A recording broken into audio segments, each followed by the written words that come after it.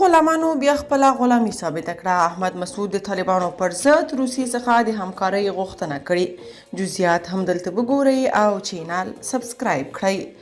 پر طالبانو د روسیې چارواکو د وروستیو ګزارونو او بدخشان کې د مقاومتیانو طالبانو د جګړو تر شا پټه لوبه رسوا شوه. ښکاري چې روسیه پر طالبانو شکمنه شوې او مقاومتیانو سره یې لاس یو کړی دی. راپورونه وایي چې د طالبانو د رژیم د یوې مخالفې جنګي ډلې ملي مقاومت جبهې مشر احمد مسعود په یو سفر روسیې ته تللی. روسي سرچینو ویلي چې نوموړي د روسیې د عدالت ګوند له مشر سرګي میرونوف سره چې د ولسمشر پوتین له نږدې کسانو ګڼل کیږي لیدلي دي.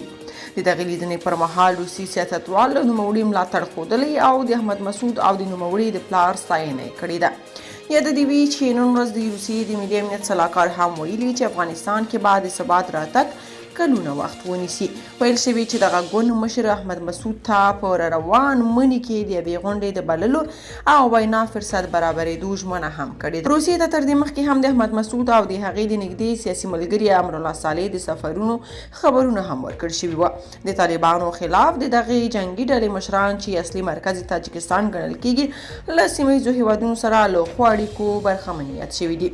یاد دې وي چې شمالي ټلواله چې دعوه به یې کوله چې د روسانو خلاف جهاد کوي، خو حقیقت کې بیا د پردې تر شا د همغې روسیې سره یې پټ پروتوکولونه کول چې پر تاسو بریدونه نه کوو، خو موږ ته وسلې راکړئ تر څو د ډاکټر نجیب د حکومت پر ضد وجنګېږو. او همغه وخت و چې رباني او مسعود په ښکاره روسانو ته وویل چې نجیب له واکه لري او موږ پر کابل واکمن کړی. ښکاري چې احمد مسعود هم اوس د طالبانو پر ضد د روسانو مرستې ته سترګې په لاره دی.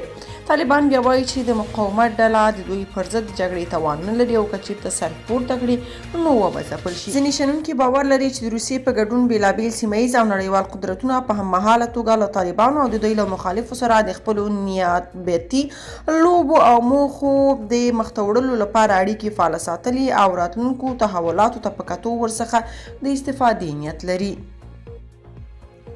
که تاسو په دې اړه څه نظر لرئ په کومنټ کې شریک او چینل سبسکرایب کړئ.